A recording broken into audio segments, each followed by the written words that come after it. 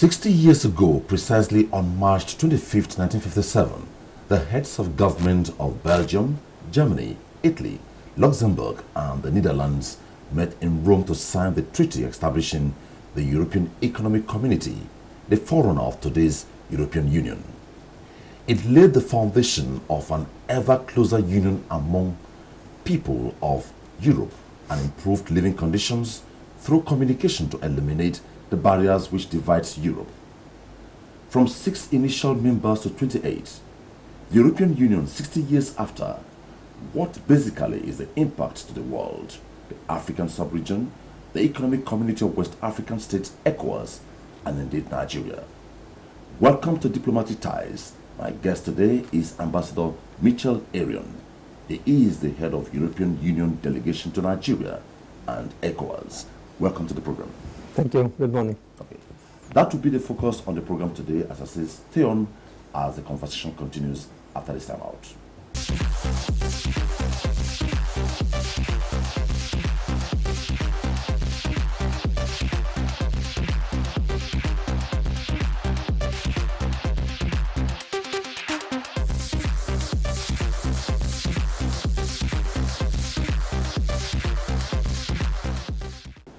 "60 years EU in the world." In brief, what would you say? Well, a lot has happened, I would say, and surely if you look backward, we can see a lot globally, a lot of improvement. EU has become bigger, has become stronger, but more importantly has remained very peaceful. And if I had to choose one achievement of the EU integration, it's certainly a lasting peace for the last 70 years, after probably 2,000 years of wars and fights. So people tend to forget, because not many of us experienced the Second World War. So I personally I was born in the 50s, so when we had family gathering, the discussion would always focus on the war. Today, I have to insist with my children to recall them that we have been in war for so many time, for so many centuries. So the achievement is peace. Now, in addition to peace, it's certainly, I would say, economic wealth. We are much not only safer, but also probably in average richer, but also much better protected in terms of health. Our life expectancy has gone up, etc. And it's certainly one of the achievements of the EU. There are also very specific achievements that are very much close to the heart of the youngs, of the youth. You know. People don't remember, but in the 50s and the 60s you would have to show your passport or your ID card when you were crossing a border within Europe. Today it's not valid anymore. Does this somehow impact or affect non-EU member nations? Well, it does, because when you enter Europe, afterwards you can travel across Europe.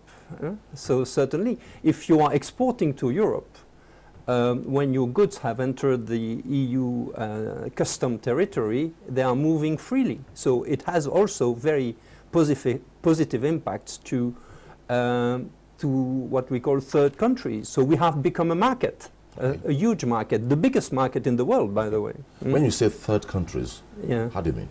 Third means that they are not part of the Union. Okay, beautiful. Now, let me not bore you with the bigger picture in Africa. Let's come down. You are the head of delegation of EU to Nigeria and ECOWAS. And ECOWAS, yeah. Within the economic ECOWAS sub-region, has the EU impacted at all?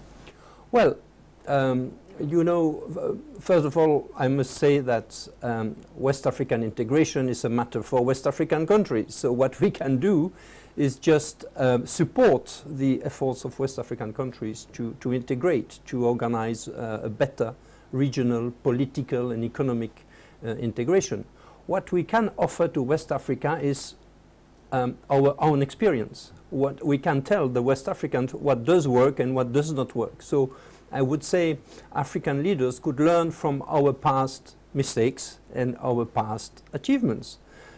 We can explain that there is no economic growth without peace. There cannot be stability without economic development. So the point is to trigger a kind of virtuous circle, where with a minimum of security and stability, you can build upon that stability to develop your country. So the main, certainly very soon we will have another ECOWAS summit of heads of states. They will discuss a lot instability in the region. But they will also discuss a better free movement of goods, a better free movement of people. We know that the West African people are very keen to move around within the region, and despite the fact that there have been improvement, there are still a lot of hurdles when you're crossing a border in West Africa. So better exchanges are always also better in general for the whole region. Okay. It's not in dispute the fact that Nigeria is very strategic within the ECOWAS sub-region where you are head of delegation. Yeah. Would you say Nigeria has benefited much from EU's presence here? Would you say so? Well, of course, because the EU being the largest trading bloc in the world, certainly our presence in Nigeria has facilitated the dialogue between Nigeria and EU and between Nigeria and EU member states. I'm always recalling my interlocutor that the EU is not only me, it's also my 20 colleagues, represent my 20 bilateral ambassadors of 20 EU member states that are present in Abuja. Okay. So we are a bloc, we are a group. Okay. And my job is to facilitate, I would say, common views, common approaches between the bloc, the EU representations in plural, okay, with Nigeria. So also reducing transaction costs. Okay. If the Minister of Trade wants to make a deal with 1, 2, 3, 4 countries of the EU, it's much better to do it at global level. Okay, that takes me to the next question now, the EPA, Economic Partnership Agreement between West Africa and the EU. And today, you agree with the fact that Nigeria is yet to append its signature to the treaty. Yes. Where are we with it? Well, because we understand clearly that the Nigerian government has a position, and the position is let EU abide by the principles of World Trade Organization, which says that let all the parties be in sync with the principle before. But now Nigeria says it will not sign until EU abides by World Trade Organization's treaty. Where are we with it? No, precisely. EPA has been proposed to West Africa precisely to abide by the WTO rules, because before, the previous so-called ACP trade regime was actually not compliant with WTO rules, because we were giving preferences to African countries, okay, and by doing that we were discriminating against the economies of Latin America and Asia. So we have agreed an EPA with West Africa. What is now at stake is that within West Africa, Nigeria is almost the only country that is not signing. I'm saying almost because the Gambia is also, but they are, as you know, changing their minds. Okay. So what is at stake today is clearly a matter of, I wouldn't say Nigeria has a position. It remains, I would say, an open question. So the government has still to take a final and formal decision that has not been communicated to us. Yeah. But we see that clearly some people are, in a way, dragging their feet. Okay. Okay. So, and there are multiple reasons. But would that in any way impede trade relations between EU and West Africa if Nigeria refuses to sign? Not at all. I mean, it's just a pity that Nigeria is not seizing the opportunity of the benefits. No, there are no conditions, because the deal is already done with West Africa, with ECOWAS. So it's a deal between EU and ECOWAS. And now it's ECOWAS that is turning back to the members of ECOWAS, please sign, and Nigeria is not signing. So it's more an internal matter within ECOWAS than between ECOWAS and EU or between Nigeria and EU. What I see is a lot of economic operators, a lot of companies and business people that are more and more understanding the benefits of the EPA. Okay. And that's why when you're asking me what is at stake, I think it's a matter of communication, information, being better informed of the benefits that EPA will bring. Yeah, but naturally, you know, we disagree to agree. Yeah. And I believe you'll be very excited if within the time you're the head of delegation, this whole thing comes to. Yeah. So what's your expectation? Yeah, well, my expectation is that progressively we are certainly convincing the business people. Okay. Today, I would say what we hear from Nigerian officials is that, well, we have to listen to our private sector. Okay, that's fair enough. That's very good. Okay. But we hear now the private sector that many of them are changing their mind, which is very good. Some fear that there are apparently hidden charges or hidden conditions that EU has not brought to the fore. Absolutely. I mean, I don't know how many times I said we have no hidden agenda. Okay. And I would say half jokingly, unfortunately, we don't have a hidden agenda. Because we are quite transparent with Nigeria and West Africa in general. We do not see today, unfortunately, Nigeria as a big market for EU exportations. We better see Nigeria as a big market for EU investment. So I believe that the future of the EU-Nigeria economic cooperation is in terms of investments, because we see Nigeria as a big market in itself, a big domestic market, but also a big regional market, because Nigeria can be a platform for exportations from Nigeria to other West African countries, and European investors can contribute to that. Okay, so by and large, it is said that negotiations are never ended until concluded. We hope soon we expect to see Mr. Michel Arion and the Nigerian government endorsing the EPA, and we get cracking. Yes. That takes me to the next one now. Yes. 28 membership, from 6 to 9, from 6 to 7 to 9, and now 28. Are there plans for expansion of the membership of EU? Well, there are indeed a few candidate countries, as we call them, candidate countries mainly from the Balkans. So, you know, Croatia recently joined the EU. We may see further accessions from those countries. If you read the Treaty of Lisbon, when we reach a certain number, we have to review the way we are taking our decisions. To continue with the conversation, the program once again is Diplomatic Ties. We are looking at the European Union at 60.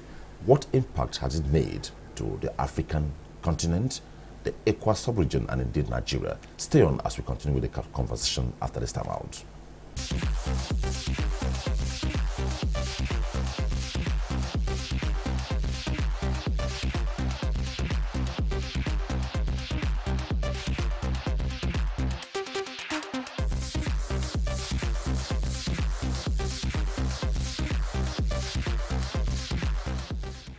Well, on the last leg, let me pull off a bit and be personal with you now.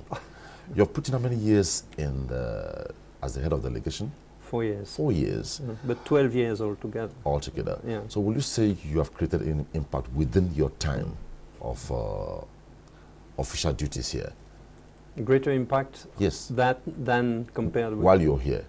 Well, yes, indeed. I mean... You can just give us a few snippets of it. Yeah.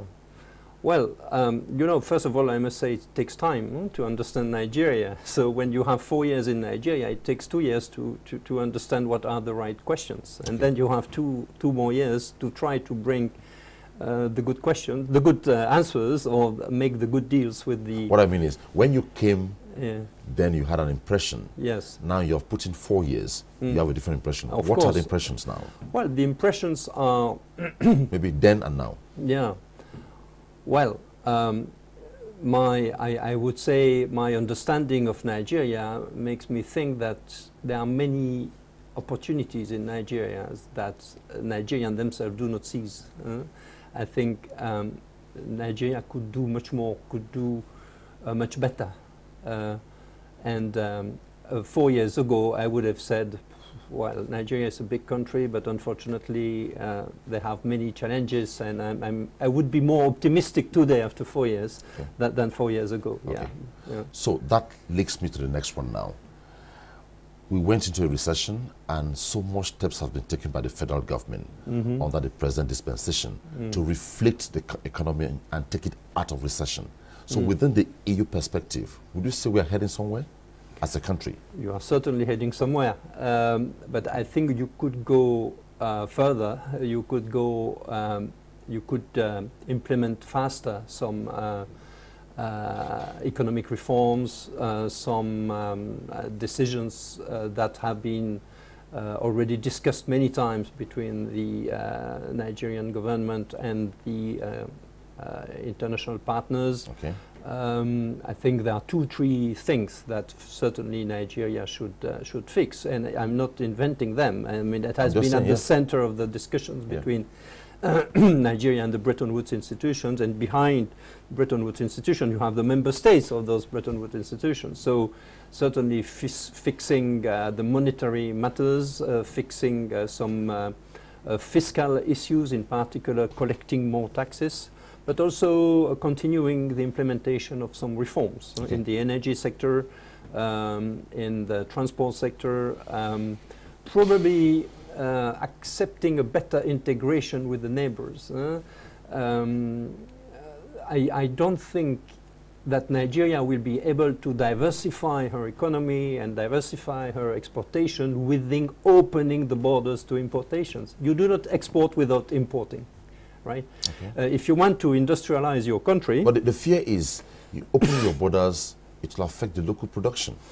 No. For instance, not at all. If you are competitive, some EU countries closed up their borders to build up their economies. No. So Nigeria feel, okay, let's close up, build up, then we open again. No, we made a big mistake probably some years ago, closing our borders to importation of agricultural products just to defend our agriculture. What is the result today? Well, we had to reform our agricultural policy. So today there are no more protection and no more export subsidies. So the point is that you have to be competitive. Okay. If you are competitive, just take an example, palm oil. How can you explain that palm oil coming from Malaysia is brought to Lagos at a cheaper price than the palm oil produced in Ondo or in Edo? It's not a question of tariff protection, it's a question of productivity. When you are producing, I don't know, 2 tons of rice per hectare, in Vietnam they produce 12 tons. So you cannot multiply your import duties by 6. No, you have to improve your production. So be competitive. And then you will have a natural protection because you are in your country, so you have less cost than people importing from abroad. Okay, beautiful. Next one. Recent CBN Forex regime, which has given the Naira some strength against the dollar. What will you make of this? Well, from a whooping 500 plus Naira to the dollar, it has come down to 380 something, 380, 390, sometimes 400. Well, you have to look at in a longer perspective. Yes. When I arrived, it was 200. Today, it's 400. So the problem is there. It has come down. Well, it came down. It came down because CBN released dollars into the markets and started selling markets. So the supply was finally matching or was not too far from the demand. The problem is that, is it sustainable? So what we are saying today is that a policy where you have 11 exchange rates is not sustainable. So you have to go further. And if the CBN was able to release dollars, it's because you had an improvement, of course, in the oil price that went slightly up, which is good for Nigeria. But I don't think we can dream of having a barrel at $100 in the near future. So you have to work on those. So bottom line, is there hope? Are there progressions? Yes, there is progression, but they could be much more. So there is room for improvement. Okay, let's go back to EU now. Brexit. A lot of tantrums here and there. Some members want to come in, some want to exit. E.g., UK has activated the relevant articles to set the tone for Brexit. Where are we with it? Well, first of all, I must say that we don't believe that other countries will follow. So we believe that So the exit will not be exponential? Absolutely. Okay. And we are seeing that from recent elections, and we hope we will see it again from for the coming elections in other member states. Well, as our President Donald Tusk said, Brexit negotiations are just an exercise of mitigation of the losses. We see Brexit as a lose-lose scenario. We will lose from Brexit, and the UK will lose from Brexit as well, we believe. So what if there's a last-minute U-turn by UK? Could there be? I cannot comment on that. It's a possibility. Everything is possible on Earth, but we must work on the basis of a Brexit scenario, leading to indeed the UK leaving the EU. That the most reasonable scenario to work on, and we are working on this scenario. Okay. So, and we have a few. 2 days ago, there was an EU Council of Heads of States where they have clearly reaffirmed a global position on 3 or 4 major principles, and we are working on that basis. One very important principle is that the so-called indivisibility of the 4 freedoms, okay. Freedom of movement of goods, of people, of services, on financial transfers, so they come all together. So you cannot have the cake and to eat it. So no, if you want. So now you've been within the TOF we're discussing now. Yeah. Nigeria, West Africa. But my concern now is Nigeria. Yes. Now, what is your expectation or your targets in the next, call it 1 year, if within the ambit of your principles, Nigeria flows with it? What is your target for Nigeria? Well, I don't think that Nigeria will be very much impacted by Brexit. A Europe of 27 will be very similar to a Europe of 28. We will remain the biggest trading bloc. Okay. We will, today, Nigeria's oil is refined in Spain and in Belgium. With or without the UK, the crude oil will still go to Spain and to Belgium. Okay. Most of Nigerian importation come from Europe, so we are the first supplier as a bloc. Okay. Now, so a bloc with or without UK will remain a big bloc. Okay. Now, Mr. Mitchell Arion is speaking to a group of investors from Nigeria in a conference, and the essence of his speech is to give them the greener picture between relations Nigeria and EU. In a few words, what will you tell them?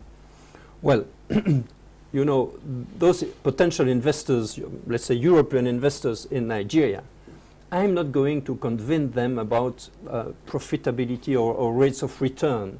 They will do that themselves. I'm not a banker. Okay. But I can be considered as a political analyst. So what I have to tell the investors is that their investments will be protected, will be invested in a stable environment, that they do not have any political risk of, I don't know, nationalization or things like that. We have also to convince them about something that is absolutely crucial, that is rule of law. But basically, contracts. The future is very, very bright, right? The future is bright if you continue working on it. If you are easing the doing business, for instance, you are working on easing business, on doing business, you have to continue. Because when you are working to get 20 rankings above your actual ranking, don't forget that the other ones are working on that as well. Okay. So even if you put in place a few measures to improve your ranking, others are doing the same. Okay. So there is a competition, there is a race among countries to improve in the World Bank ranking. Well, thank you so much, Mr. Mitchell Arion. Thank you. It was nice talking with you on Diplomatic Ties. My guest has been the head of delegation of the EU to Nigeria and ECOWAS, Mr. Mitchell Arion. We discussed the prospects of EU at 60, what impact for ECOWAS and what impact for Nigeria. That is that on the program, and thanks for being there on behalf of all of us. Be our guest some other time. Bye-bye.